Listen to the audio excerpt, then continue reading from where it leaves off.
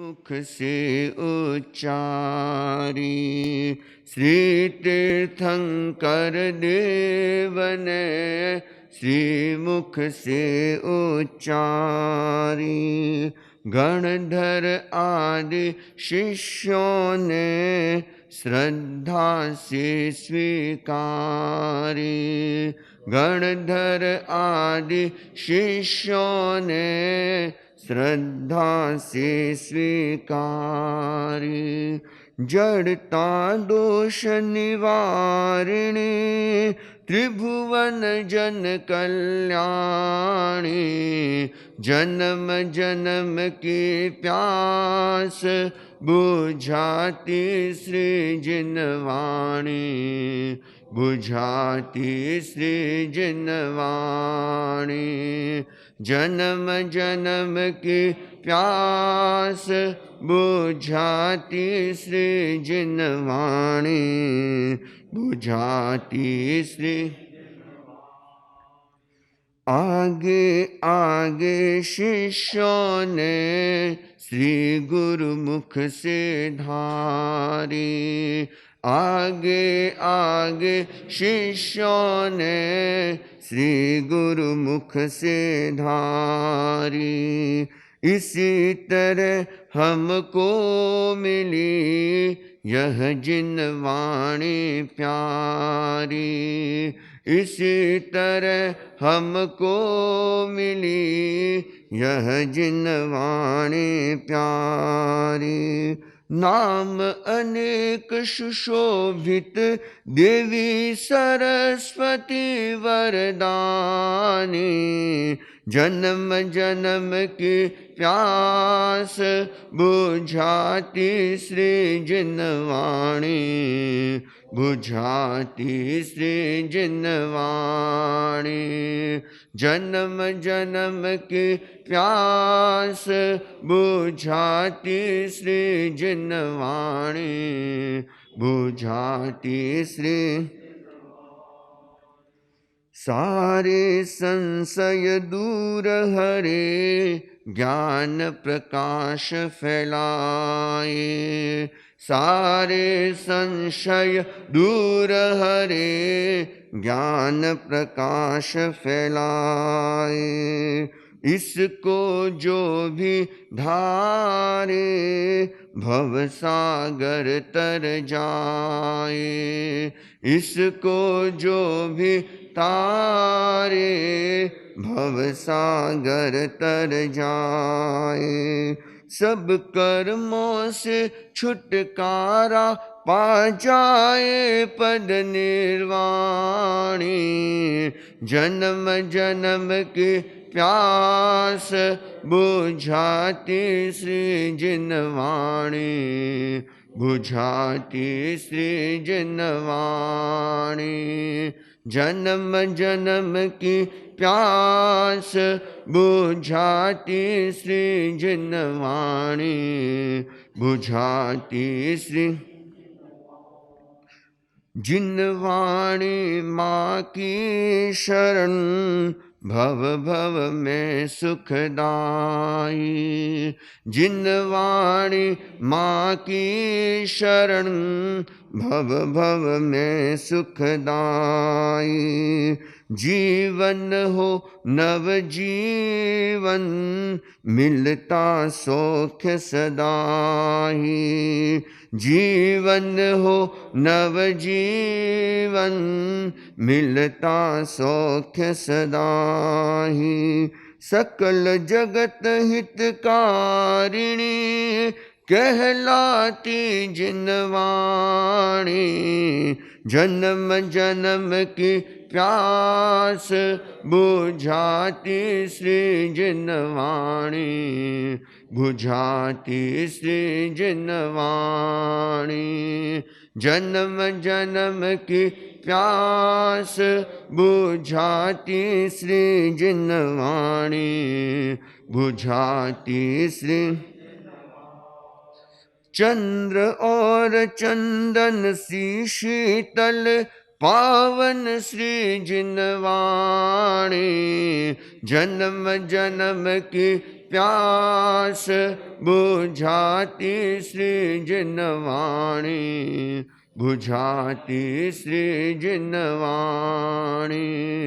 जन्म जन्म की प्यास बुझाती सृजनवाणी बुझाती श्री। विचारों की अभिव्यक्ति के साथ मुनि हेमंत कुमार जी। अर्हन्तो भगवन्त इन्द्रमहिता सिद्धाश्च सिद्धे स्थिता आचार्या जिनशासनोन्नतिकरा पूज्या उपाध्यायका श्री सिद्धांत सुपाठका मुनिवरा रत्नत्रयाराधका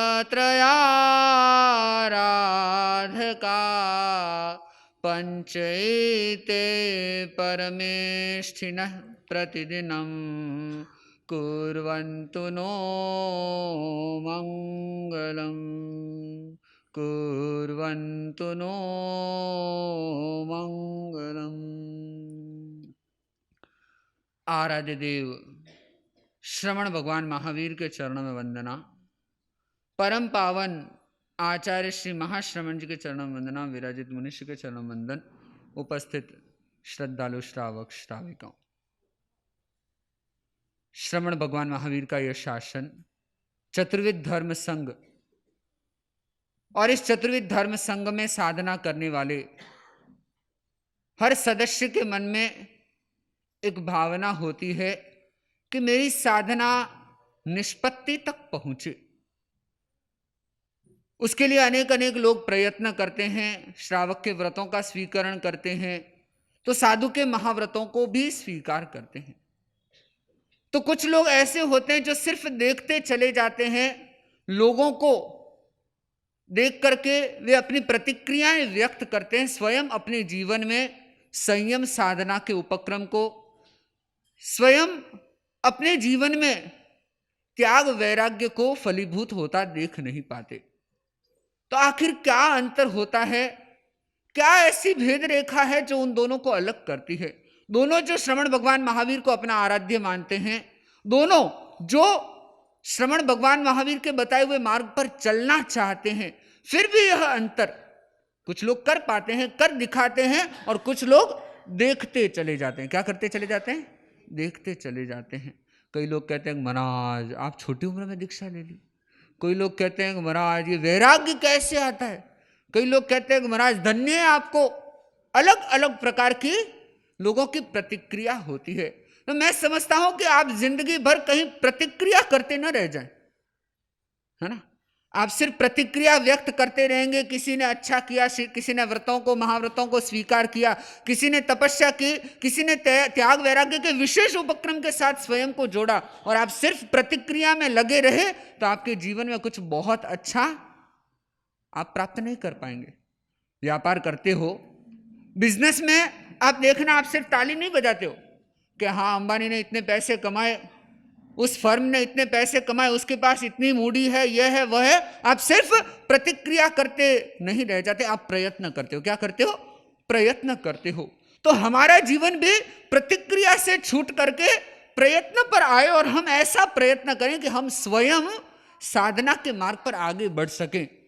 तो श्रवण भगवान महावीर का जो ये मार्ग है, हर व्यक्ति के कल्याण की जिसमें क्षमता है, और संदेश का एक एक सूत्र हमारे कल्याण में एक महत्वपूर्ण भूमिका रखता है। तो हमें स्वयं में एक तैयारी करना है कि मैं उस मार्ग पर आगे कैसे बढ़ूं। कुछ बिंदुओं पर हम चर्चा कर रहे हैं, अनेक अनेक बिंदु हमारे सामने आए, और हमने समझने का प्रयत्न किया, जानने का प्रयत्न किया कि कैसे व्यक्ति अपने आप को साधना के लिए तैयार करे। आज एक विशेष बिंदु पर हम चर्चा करेंगे जो आज के हाल ही की समस्या से जुड़ा हुआ विषय है, और वह है चित्त की व्यग्रता। क्या है?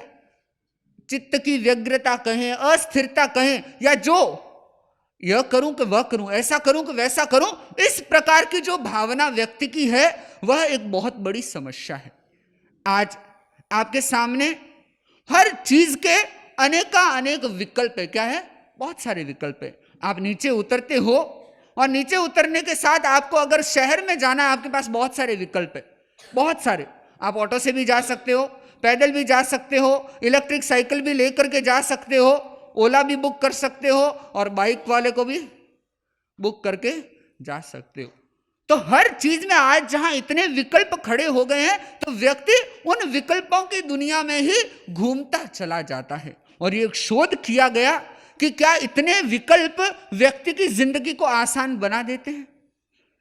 आप देखना, आपकी जिंदगी आसान बनी है या मुश्किल बनी है?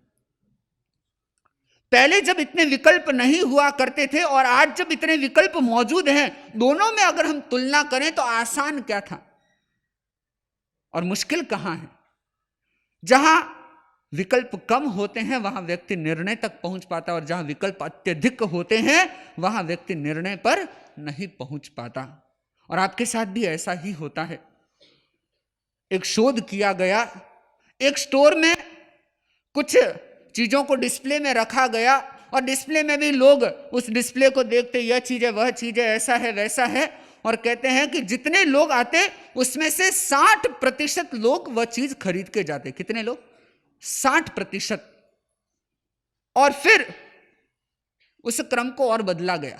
बदलाव में क्या लाया गया वहां कि जहां वे विकल्प बहुत थोड़े थे उन विकल्पों की संख्या बढ़ा दी। कोई भी पदार्थ होगा उस विकल्प को बढ़ाया गया कि यह ऐसा वैसा फला ढीका, न जाने कितनी कितनी पैकिंग, कितनी कितनी चमक, कितने कितने रंग, सब अलग अलग वैरायटी तैयार करके 60-70 की संख्या में वो विकल्प रख दिए गए। और अब हुआ यूं कि जितने लोग आते सामान देखते, डिस्प्ले देखते, लेकिन सिर्फ 20% लोग सामान खरीद के लेके जाते। और फिर और विकल्प बढ़ाए गए और ऐसे करते करते विकल्प इतने बढ़ा दिए कि अब आने वाले लोगों में सिर्फ 4% लोग, कितने? 4% लोग उस सामान को समझते, खरीदते या उस चीज को लेकर के जाते। कहने का तात्पर्य इतना है कि जितने विकल्प हमारे सामने होते हैं उतना हमारा चित्त चंचल होता है, उतनी हमारी व्यग्रता बढ़ती है, उतनी हमारी अस्थिरता बढ़ती है और उस अस्थिरता के कारण हम निर्णय पर नहीं पहुंच पाते। और इसीलिए कहना पड़ता है मोर इज डिफिकल्ट। क्या? मोर इज डिफिकल्ट कि जहां बहुत ज्यादा अत्यधिक जहां अति है वहां समस्या है। और आज आपके जीवन में एक बहुत बड़ी समस्या बनी हुई है, आपके सामने मौजूद अति। क्या है? अति। और इस अति में उलझने के कारण ही आप साधना के मार्ग पर अपने कदम नहीं बढ़ा पाते। आपका मन ललचाता है, आप बार बार उस और क्या होते हैं, आकृष्ट होते हैं। और जहां व्यक्ति इस प्रकार चित्त की अस्थिरता या ऐसा कहें कि चित्त की चंचलता, व्यग्रता या इस प्रकार जब वह विकल्पों में उलझ जाता है तब वह साधना के मार्ग पर आगे नहीं बढ़ पाता। कई लोग आते हैं, उनसे जब बातचीत होती है कि महाराज वैराग्य तो उठता है लेकिन दीक्षा लेने के बाद होटल का भोजन, एक चीज के लिए अटक जाते हैं। कुछ लोग ऐसे होते हैं, कहते हैं महाराज और तो सब ठीक है, समय पर चाय चाहिए, समय पर कॉफी चाहिए, समय पर अलग अलग चीजें। और उस चंचलता के कारण व्यक्ति क्या नहीं कर पाता? साधना में अपना पुरुषार्थ नहीं कर पाता। और तो और उपवास का भी बोल दे, दीक्षा तो बहुत बड़ी बात है, उपवास का भी बोल दे कि महाराज उपवास तो करना क्या है, आसान है मुश्किल है? आसान किसके लिए? जिसने अपने आप को स्थिर करने का, जिसने अपनी चंचलता को समेटने का प्रयत्न किया, उसके लिए तो उपवास करना आसान है। लेकिन जहां विकल्प ही विकल्प घूमते रहते हैं उसके लिए साधना करना, और साधना का एक उपक्रम जिसे हम उपवास कहते हैं वह करना भी उसके लिए क्या बन जाता है? कठिन बन जाता है। तो हम स्वयं को विकल्पों से दूर करने का प्रयत्न करें। और वह विकल्पों से दूर हम कैसे करेंगे? आप देखना कि हमारा जो इस दुनिया को देखने का तरीका है, और जहां आज के समय में और क्या हुआ, और क्या हुआ, और क्या हुआ, और क्या हुआ। आप मोबाइल यूज करते हैं और आप किसी चीज को देखते हैं और आजकल बड़ी बड़ी कंपनी या कितने कितने प्लेटफॉर्म ऐसे मिलेंगे आपको कि थोड़ा कुछ वहां आपको दिखाया जाता है और फिर नीचे एक बटन लिखा हुआ रहता है मोर। क्या लिखा होता है? वो आपकी आज की समस्या, और आप क्या करते हो? हैं? लिखा हुआ भी रहता है कि log in for more details. जाते हो कि नहीं जाते हो? लॉग इन करते हो कि नहीं करते हो? कर लेते हो और उन विकल्पों में इस कदर उलझ जाते हो कि आपको ना अपना संकल्प याद आता है, ना अपनी आराधना का मार्ग याद आता है, और यह हमारी असमाधि का कारण बन जाता है। न आप उन विकल्पों को भोग पाते हो, न अपने संकल्प को पूरा कर पाते हो। और आज के व्यक्ति की जो ये अधर झूल की स्थिति बनी हुई है, न इस पार न उस पार, न घर का है न घाट का है, और इस अधर झूल की स्थिति में व्यक्ति अटक करके रह जाता है। तो यह हमारी असमाधि का भी कारण बनता है, हमारी चंचलता का भी कारण बनता है। और जहां असमाधि है, जहां न इधर का न उधर का अधर झूल की स्थिति है, वहां व्यक्ति में विकास की संभावनाएं नहीं होती। लेकिन भगवान महावीर एक समाधान देते हैं 10वें आलियम सूत्र में, एक महत्वपूर्ण समाधान प्रदान करते हैं। नित्यम चित्त समाहियो हविज्जा, कि तुम नित्य प्रति हर दिन अपने चित्त को समाधिस्थ रखने का प्रयत्न करो। और समाधिस्थ रखने के लिए हमें चंचलता से बचना होगा, हमें विकल्पों से स्वयं को पीछे लौटना होगा। और जहां विकल्पों की दुनिया को छोड़ करके, जहां चंचलता की दुनिया को छोड़ करके व्यक्ति समाधिस्थ होने लगता है, वहां साधना के विकास की संभावनाएं खुलती है, वहां साधना के विकास का द्वार खुलता है, और वहां एक ऐसी संभावना तैयार होती है कि व्यक्ति आत्मा से परमात्मा बन जाए, व्यक्ति सरागी से विरागी बन जाए, संसारी से सिद्ध बन जाए। लेकिन कब? जब वह अपने आप को उन विकल्पों से समेटकर संकल्प की सीढ़ी में या संकल्प के रास्ते में स्वयं को लगा लेता है। आपके सामने ये जो विकल्प भरी दुनिया है, इससे स्वयं को निवृत्त करें और समाधिस्थ होने का प्रयत्न करें। और भगवान महावीर कहते हैं, 1 या 2 दिन की समाधि नहीं, 1 क्षण या 2 क्षण की समाधि नहीं, नित्य प्रति हर क्षण समाधिस्थ रहना हमारा लक्ष्य बने। आप चाहे गृहस्थ हैं, चाहे साधु हैं, चाहे आप संसारी हैं या चाहे सन्यासी हैं, किसी भी रूप में आप क्यों न हो, जहां आपकी चित्त की समाधि है, वहां विकास की संभावनाएं होती है। लेकिन कुछ लोग जिन्हें आदत पड़ चुकी है असमाधि की, किसकी? असमाधि की आदत पड़ चुकी है। वे लोग चाहते हैं कि मैं हर दिन कहां लगा रहूं? कहां लगा रहूं? किसी उलझन में लगा रहूं, और उसमें उस उलझन में लगने के कारण या उस उलझन में लगने के परिणाम स्वरूप व्यक्ति साधना के मार्ग पर आगे नहीं बढ़ता। और आप भी ऐसी कितनी कितनी उलझनों में लगे हुए हैं। आपके स्वयं के जीवन में शायद कोई समस्या या तकलीफ न भी होगी, तो आप क्या करते हो? पड़ोसी की समस्या ले आते हो उठा करके किराए पे, हैं? लाते हो कि नहीं लाते हो? कि थारो मुंह करूं। एक आदमी देखा हमने, उसका काम क्या है? Matrimonial bureau. क्या करता है? क्या करता है? शादियां करवाता है। क्या करवाता है? अरे बोलो भाई। हाँ, शादियां करवाता है। लेकिन मैंने देखा कि उसका 45 साल का लड़का है, कुंवारा है। क्या क्या? खुद का बेटा कितने साल का?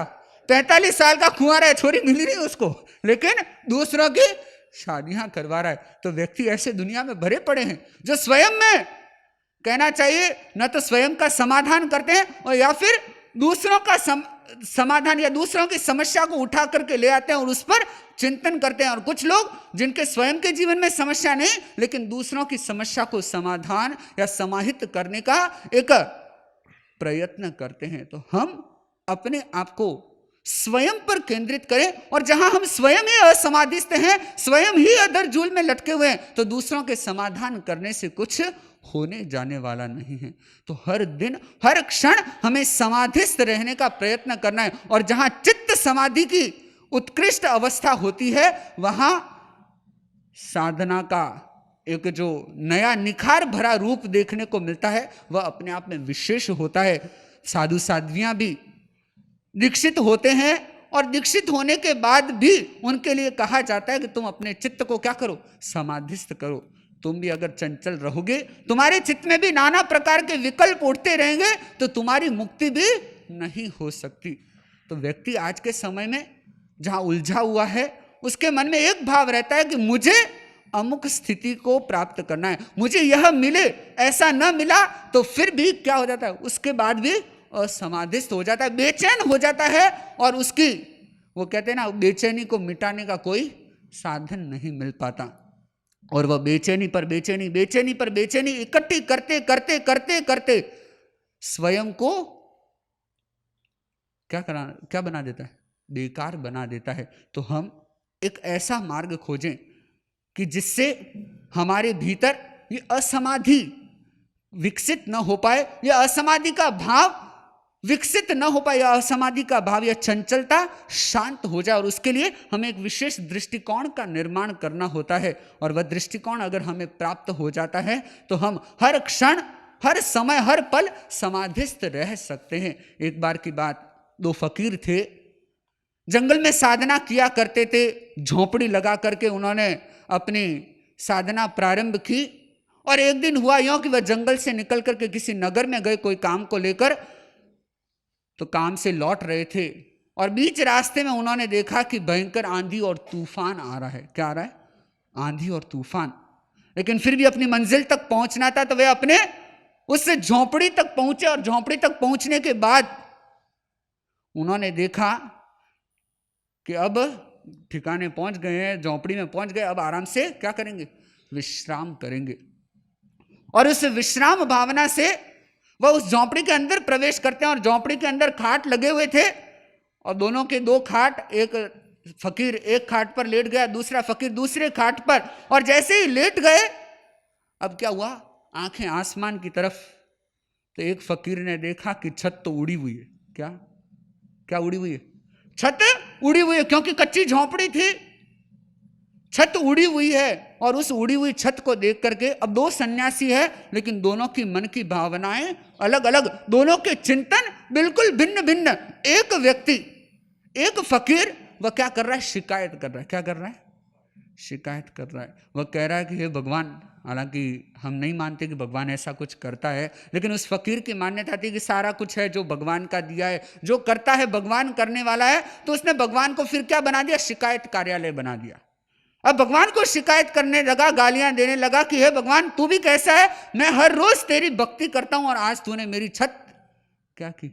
उड़ा दी। इस दुनिया में पापी लोग कितने, इस गांव में या इस जंगल में कितने कितने पापी लोग भी रहते हैं, उनकी झोंपड़ियां तो शायद सुरक्षित है, और मेरी झोंपड़ी तूने उड़ा दी।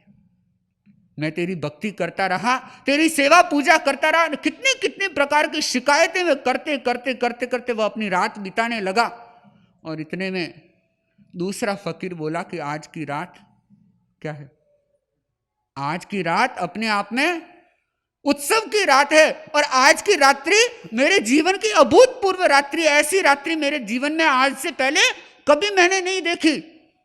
और उस फकीर का उत्तर वास्तविकता में सुनने योग्य था, समझने योग्य था। उसका चिंतन, उसने कहा कि हर रोज तो मैं एक छत के नीचे सोता हूं, और छत के नीचे तो क्या अंधेरा होता है, और उस अंधेरे में मैं नींद की आगोश में चला जाता हूं। लेकिन आज एक अवसर मिला है, ये आसमान में जो चमचमाते टिमटिमाते तारे हैं, उन तारों को देखते हुए मैं प्रकृति की गोद में सो रहा हूं। क्या सोचा? चिंतन दोनों का भिन्न भिन्न। और जो इस प्रकार का चिंतन रखने वाला व्यक्ति है, वह हर समय क्या रहता है? समाधिस्थ रहता है। वह विकल्पों में नहीं उलझता। और जहां यह विकल्पों की दुनिया समाप्त हो जाती है, या विकल्पों का दरवाजा या विकल्पों का रास्ता छूट जाता है, और जहां संकल्प सक्षम हो जाते हैं, संकल्प दृढ़ बन जाते हैं, वहां दिन दूनी रात चौगुनी गति से हमारी साधना की गाड़ी आगे से आगे बढ़ती चली जाती है। तो बंधुओं बहनों, अगर आप चाहते हैं कि आप साधना के मार्ग पर विकास करें, आप भी विरक्ति के भावों से ओतप्रोत बने, आप भी व्रतों की, महाव्रतों की विशेष आराधना करें, तो अपने इस मन को विकल्पों से समेट करके संकल्प के साथ जोड़ने की कोशिश करें। स्वयं को असमाधि के रास्ते पर न जाने दें। और जहां विकल्पों के रास्ते खुले हैं, आप निश्चित समझ के चलना, असमाधि आपको प्राप्त होगी। तो जो ये मोर डिटेल्स आपकी लाइफ का हिस्सा बनी हुई है, इससे आप बचने की कोशिश करें, क्योंकि रास्ते बहुत है भटकाने के लिए, अनेक रास्ते मिलते रहेंगे। किसी ने बहुत सुंदर कहा कि विकल्प तो बहुत मिलेंगे मार्ग से भटकाने के लिए। क्या? विकल्प तो बहुत मिलेंगे मार्ग से भटकाने के लिए, लेकिन संकल्प एक ही काफी है मंजिल तक जाने के लिए। संकल्प एक ही काफी है मंजिल तक जाने के लिए। तो मैं सबके प्रति यह मंगल भावना करता हूं कि हम एक संकल्प को स्वीकार करें कि मैं हर दिन चित्त समाधि में रहूंगा। और ये नित्यम चित्त समाहयो हविज्जा जो भगवान महावीर का एक अमर संदेश है, यह हम सभी के जीवन का जीवन सूत्र बने, आधार सूत्र बने, और इस सूत्र के सहारे हम साधना में नित्य प्रति ऊंचाइयों को प्राप्त करें। इन्हीं भावनाओं से के साथ मेरा विनम्र निवेदन मुनि श्री हिमांशु कुमार जी। ओम अरहं सुगुरु शरणं विघ्न हरणं मिटे मरणं सहज हो मन जगे चेतन करे दर्शन स्वयं के हम बने अरहं बने अरहं बने अरहं बने अरहं।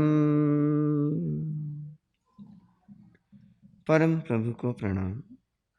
परम पूज्य गुरुदेव आचार्य सिम्हा श्रमण जी को वंदन। मुनि हेमंत कुमार जी, श्रावक श्राविकाओं,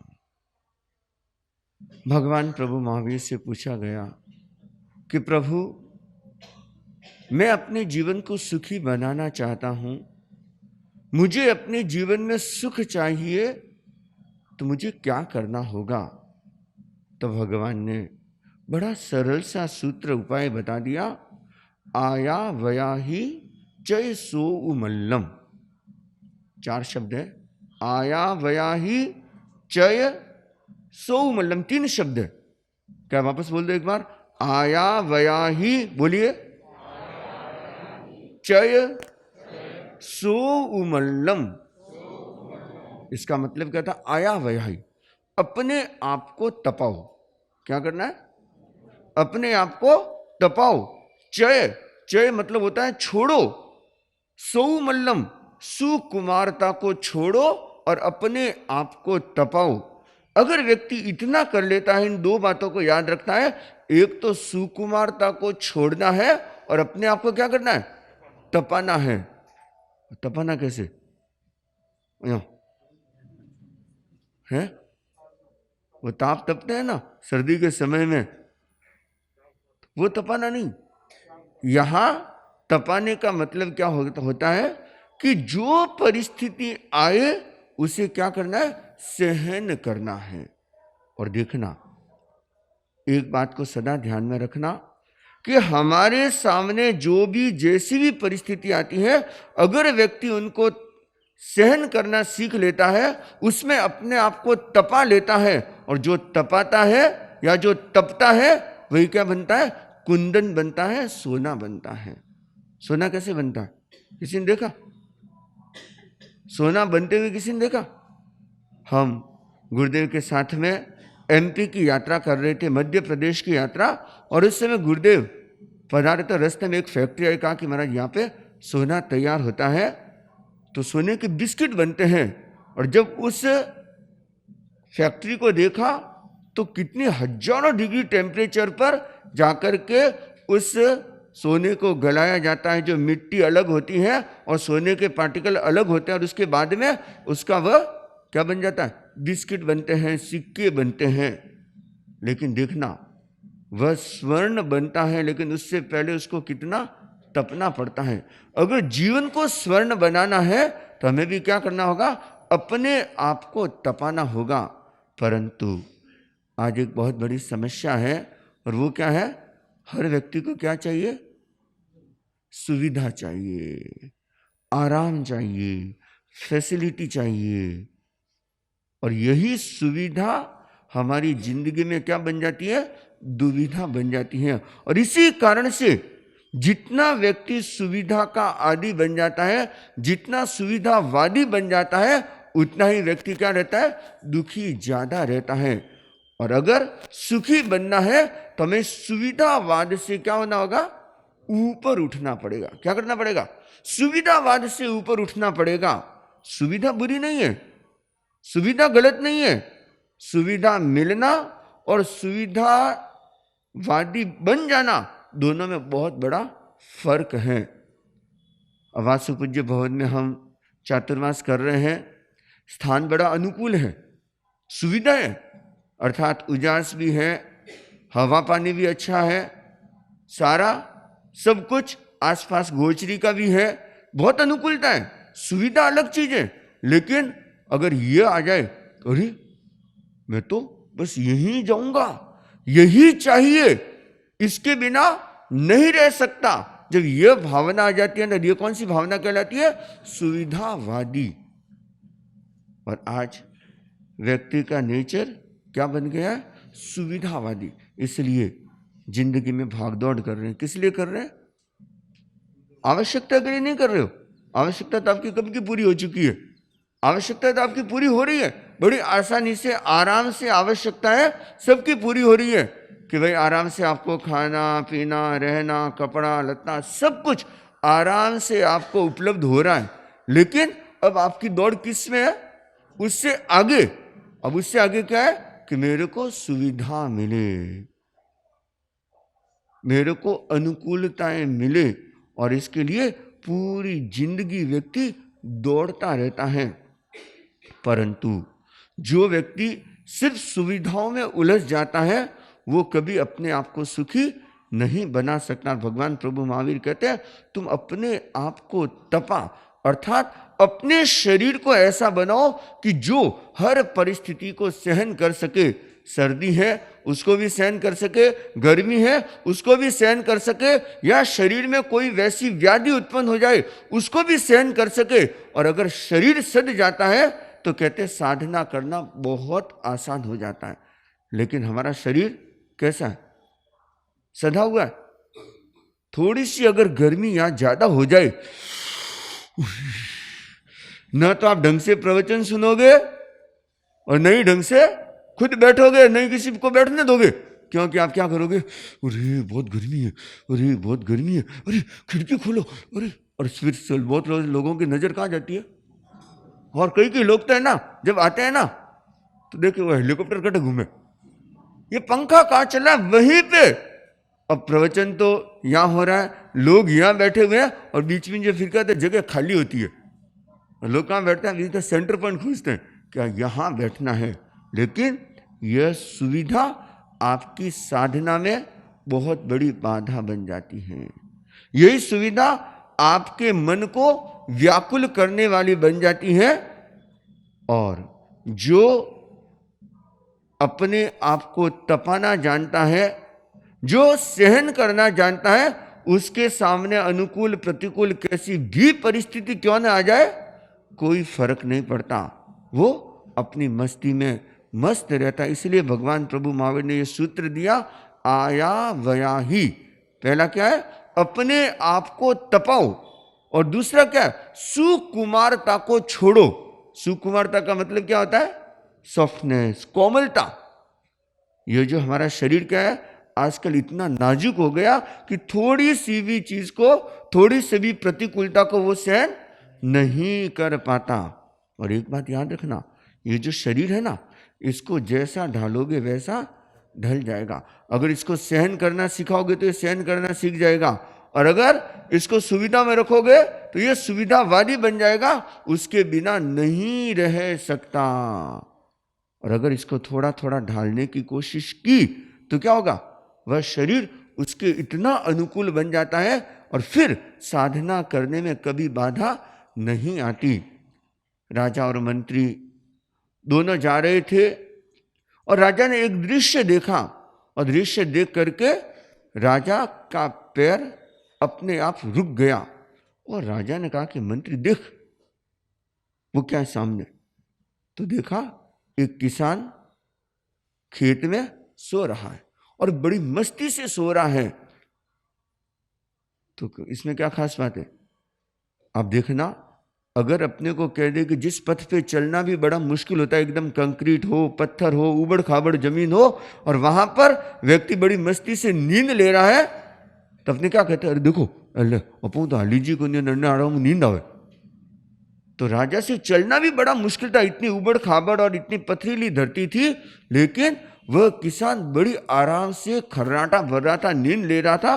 तो राजा ने कहा कि मंत्री, इतनी उबड़ खाबड़ धरती, पथरीली धरती, और इस पर ये कितना मस्ती से सो रहा है, ऐसे कैसे हो सकता है?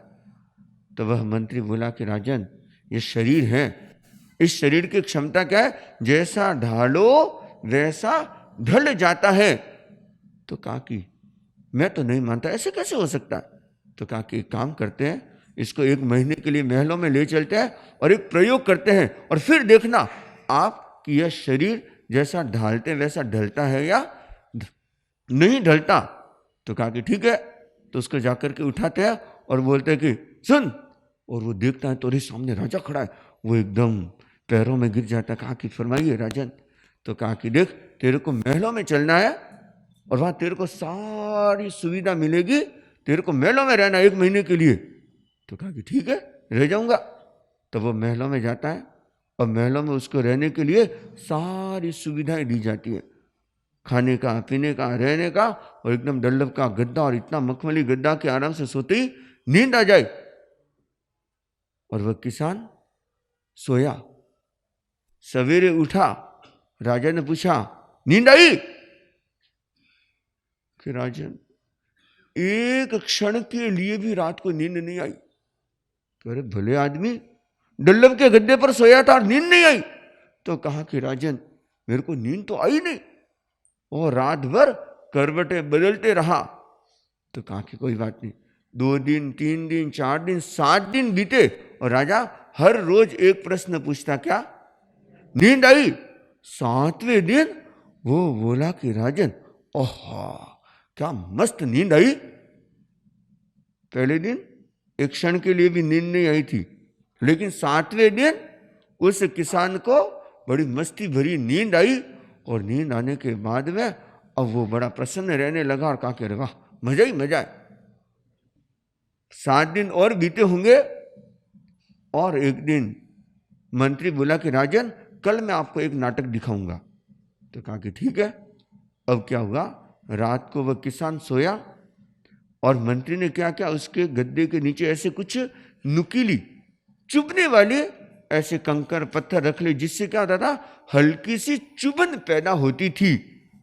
अब वह किसान रात को सोया और क्या हो रहा है, चुभन पैदा हो रही है, और चुभन पैदा होने के कारण से उस किसान को नींद नहीं आई। रात भर बेचारा करवटे बदलता रहा। सवेरा हुआ तो राजा ने पूछ लिया, क्या पूछा, नींद आई? कहा कि राजन, रात भर नींद नहीं आई। क्या हुआ? कि पता नहीं उस गद्दे के नीचे क्या था, ऐसे चुप रहा था, इसलिए नींद नहीं आई। वह मंत्री बोला कि राजन देख लीजिए, यह वही किसान है जो एक दिन उन नुकीले पत्थरों पर भी, ऊबड़ खाबड़ धरती पर भी बड़ी मस्ती से आराम से नींद ले पाता था, लेकिन आज क्या हुआ, छोटे से चुभन के कारण से इसकी नींद उड़ गई। कारण क्या कारण था? इसका शरीर अब गद्दे का अभ्यासी हो गया। अब बिना गद्दे इसको नींद नहीं आती, और थोड़ी सी चुभन भी इसकी नींद को हराम कर देती है, क्योंकि अब इसका शरीर सुविधावादी हो गया, अब इसका शरीर ढल गया। ऐसे ही हमारे जीवन में भी होता है।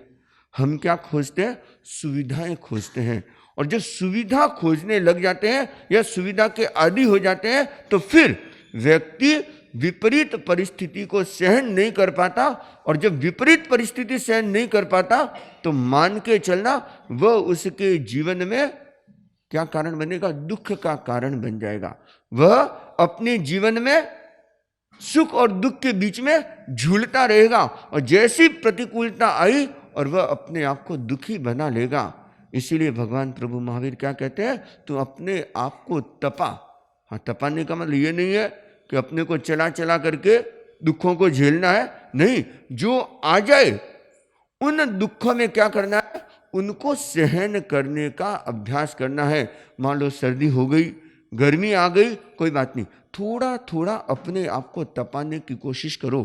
और हम संतों के लिए तो बहुत बार ऐसी स्थितियां बन जाती हैं, भयंकर सर्दी का समय होता है, भयंकर गर्मी का समय होता है, आप तो कहाँ जाओगे, क्या कर लोगे, एसी चालू कर लोगे, पंखे के नीचे बैठ जाओगे, हम कहाँ जाएंगे,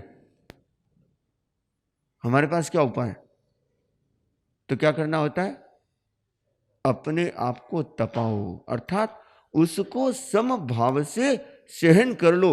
और अगर समभाव से सहन कर लिया तो उसका परिणाम क्या आना है, उसका परिणाम आता है परम सुख की प्राप्ति। वह अपने जीवन को इतना सुखी बना लेता है कि उसके सामने बाहर की परिस्थितियां प्रभाव नहीं डालती। तो आवश्यकता अपेक्षित होती है, लेकिन जो सुविधावादिता है वह हमारे जीवन के लिए बहुत बड़ा खतरा बन जाती है, या हमारे जीवन को बहुत नुकसान पहुंचाती है। और ऐसा व्यक्ति साधना के मार्ग पर तो कभी आगे बढ़ ही नहीं सकता, क्योंकि साधना के मार्ग पर अगर आगे बढ़ना है तो सबसे पहला काम क्या करना होगा, सुकुमारता को छोड़ना होगा। मुनि मेघ कुमार, कौन था मेघ कुमार? सम्राट श्रेणी का पुत्र। और मेघ कुमार भगवान की वाणी सुनकर के इतना प्रभावित होता है और मन में वैराग्य का भाव जागृत हो जाता है, और कहते हैं कि भगवान के पास में दीक्षित हो जाते हैं। अब एकदम सुविधाओं में रहे हुए, महलों में रहे हुए, और तत्काल कौन सा पद स्वीकार कर लिया, संयम का पद स्वीकार कर लिया। और संयम का पद स्वीकार करने का मतलब क्या हुआ, कई बार गीत गाते हैं ना, कौन सा गीत गाते हैं, कौन सा गाते हो, संयम में जीवन हो, है, कौन सा गाते हो?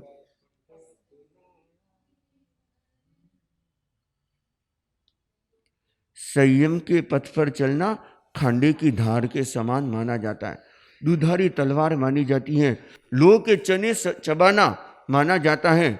और यह भी सही है, गलत नहीं है, क्योंकि हमारे सामने साधु संतों के सामने जो परिस्थितियां आती हैं, आपके पास में तो न जाने कितने कितने ऑप्शन होते हैं, लेकिन हमारे सामने ऑप्शन बहुत कम होते हैं। और उस स्थिति को सहन करना, और जो सहन कर लेता है वो तो अपना उद्धार कर लेता है, और जो सहन नहीं कर पाता वो संयम से क्या हो जाता है, विचलित हो जाता है। तो मेघ कुमार के साथ में भी यही हुआ कि पहली रात्रि का समय, और वे विश्राम करने लगे, रात को सोने लगे। और क्या हुआ, अब जगह उनको ऐसी मिली कि गेट के पास में उनको सोने के लिए जगह मिली। और रात्रि का समय, अब संतों का बाहर आने जाने का क्रम लगा रहता था कि 2 संत बाहर जाते तो 2 अंदर आते, ऐसे करके संत भी बहुत सारी संख्या में थे, तो बाहर आने जाने का क्रम रहता। और इसमें क्या होता, अंधेरा था, प्रकाश तो था नहीं, तो कभी किसी का पैर लग जाता, कभी कोई ठोकर लगता, इससे क्या होता, मेघ कुमार की नींद उड़ जाती।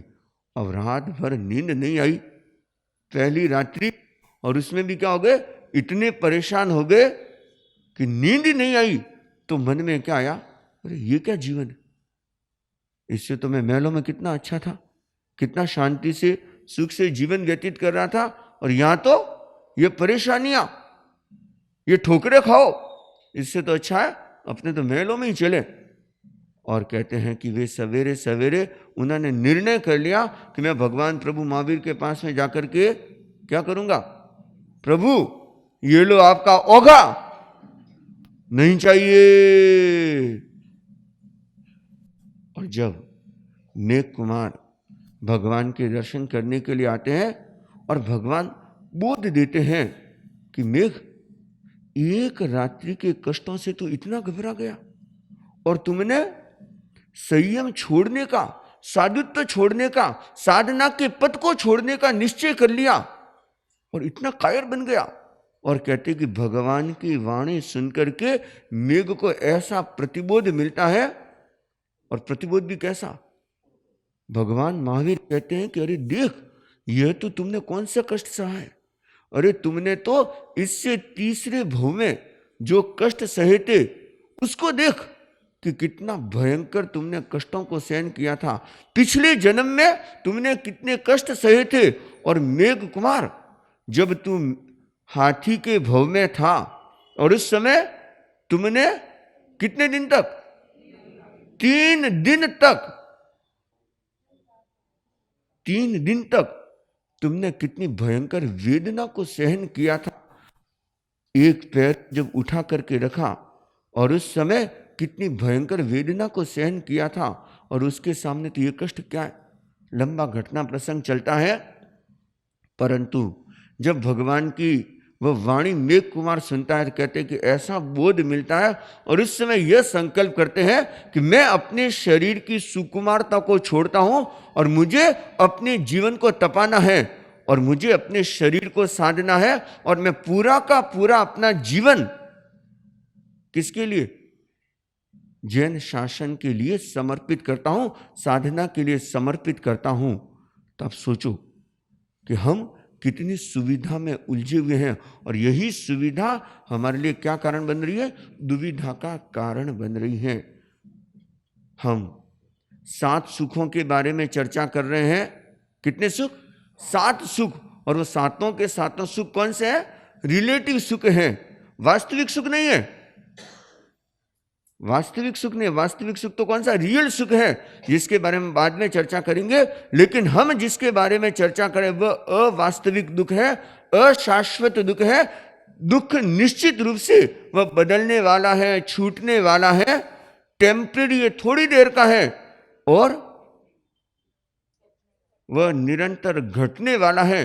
हम ऐसे रिलेटिव सुख के बारे में बातचीत कर रहे हैं, और हमने अभी तक 4 सुखों के बारे में जाना था। पहला कौन सा था? स्वास्थ्य का सुख, दूसरा संपत्ति का सुख, तीसरा सौभाग्य का सुख, और चौथा संबंधों का सुख। और आज हमने जाना यह सुविधा का सुख, और यह सुविधा का सुख भी परमानेंट नहीं है। जो आपके पास में सुविधाएं परमानेंट है नहीं, वह सुविधा आपकी थोड़ी देर के लिए आपको सुख की अनुभूति करवा सकती है, लेकिन वह परमानेंट अनुभूति नहीं करवा सकती, और यही सुविधा आपके लिए दुविधा का कारण बन जाती है। तो हम यह चिंतन करें कि जो व्यक्ति सुखार्थी होता है, जो सिर्फ सुविधा के पीछे भागता है, सिर्फ सुविधा को महत्व देता है, सुख को महत्व देता है, कहते हैं कि सुखार्थी कुतः विद्या, कि जो सुख का अर्थी होता है, कहते हैं कि उसको विद्या की प्राप्ति नहीं होती, उसको साधना की उपलब्धि नहीं होती, उसको सिद्धि नहीं मिलती। अगर सिद्धि पानी है, सफलता पानी है, साधना के मार्ग पर आगे बढ़ना है, तो क्या करना होगा? इस सुविधा को हमें छोड़ना होगा। इसका मतलब आप ठोकर मार लो? नहीं, ठोकर मारने का मतलब नहीं है। हमको उसका इतना आदतन, हमें उस आदत को नहीं पनपाना है कि जो हम उसके बिना नहीं रह सकते, ऐसा हमें नहीं करना है। अगर सुविधा है तो ठीक है, आपका अपना, सबका अपना अपना भाग्य होता है। किसी को बहुत सारी सुविधाएं मिलती है और किसी को कम मिलती है, किसी को नहीं भी मिलती है, लेकिन जो मिला हुआ है उसमें क्या करना है? उसमें आसक्त नहीं होना है, उसमें डूबना नहीं है। और अगर आप आसक्त नहीं होंगे, नहीं डूबेंगे, तो अपने आप क्या होगा? आपका जीवन उत्थान की ओर आगे बढ़ने लग जाएगा। तो बंधुओं, हमें इस सुविधावादी से बाहर निकल करके हमें अपने आप को तपाने की कोशिश करनी है, अर्थात जो कुछ परिस्थिति आए उसे सहन करने की आदत डालनी है। हमें सहिष्णुता की शक्ति को बढ़ाना है, और जो हमारे शरीर की सुकुमारता है, जो हमारे शरीर की सुकोमलता है, उसको क्या करना है? उसको हमें छोड़ना है। अगर उस परम सुख को पाना है, वास्तविक सुख को पाना है, तो हमें यह करना होगा। और आपको लगता है कि नहीं, मैं तो अणुमीश ठीक हूं, हमको तो यह जो मिला हुआ है हम इसी में खुश हैं, इसी में हम सुखी हैं। अगर यह चिंतन करते हैं तो देखना आपको रिलेटिव सुख मिल तो जाएगा, लेकिन यही सुख आपके दुख का कारण बन जाएगा। यही सुख हमें कहां ले जाएगा? दुख की ओर धकेलेगा। क्योंकि जब व्यक्ति सुख में डूब जाता है तो कितने कितने तीव्र कर्मों का बंधन करने लग जाता है, क्योंकि वह इतने पाप कर्मों का अर्जन करता है। उन पाप कर्मों के अर्जन के कारण से वह अपने लिए दुख का दरवाजा खोल देता है। इसीलिए भगवान प्रभु महावीर कहते हैं कि तुम सुविधा को छोड़ो और अपने आप को तपाने की कोशिश करो। अपनी सुकुमारता को छोड़ करके अपने जीवन में क्या करना है? हमें थोड़ा थोड़ा सहन करना सीखना है। तो जो परिस्थिति आए, थोड़ा बहुत कुछ ऐसी स्थिति आ जाए ना, उसको समभाव से सहन करने की कोशिश करना। मान लो आपने सामायिक की और सामायिक की, अब थोड़ी गर्मी लग रही है, अच्छा कोई बात नहीं, आराम से उसमें भी क्या करना, उसको भी सहन करना। अगर हवा आ रही है, ठंड आ रही है, सर्दी भी लग रही है, कोई बात नहीं, चलो आपको लगता है तो चलो एक कपड़ा ओढ़ लिया, लेकिन थोड़ा बहुत सहन करने की कोशिश करना। भूख भी लग गई तो भी क्या करना, थोड़ा थोड़ा सहन करने की अगर हम आदत डालते हैं, थोड़ा थोड़ा इस शरीर को सहनशीलता के अनुकूल बनाने की कोशिश करते हैं, तो धीरे धीरे देखना यह शरीर ऐसा सद जाता है कि चाहे कैसी भी परिस्थिति आ जाए, आप जल्दी से दुखी नहीं बनोगे, वह शरीर आपको परेशान नहीं करेगा। तो हमें आटापना, अपने आप को तपाने का प्रयत्न करना है और जो सुकुमारता है उसको छोड़ने का प्रयत्न करना है, ताकि हम उस परम सुख को प्राप्त कर सके। तो 7 सुखों में जो रिलेटिव सुख है, जो क्षणिक सुख है, उन 7 सुखों में 5वां सुख कौन सा है? सुविधा का सुख। 5वां सुख कौन सा है? सुविधा का सुख है। लेकिन यह सुख भी एक दिन छूटने वाला है, यह सुख भी दुविधा में बदलने वाला है, यह सुख भी परमानेंट नहीं है, यह सुख भी चेंजेबल है, बदलने वाला है। तो बस इसके स्वभाव को जान करके हमें रियल सुख की ओर आगे बढ़ना है। तो आज हमने 5वें सुख के बारे में बातचीत की है और आगे अभी 2 सुख और बाकी है, हम उसके बारे में फिर आगे बातचीत करेंगे।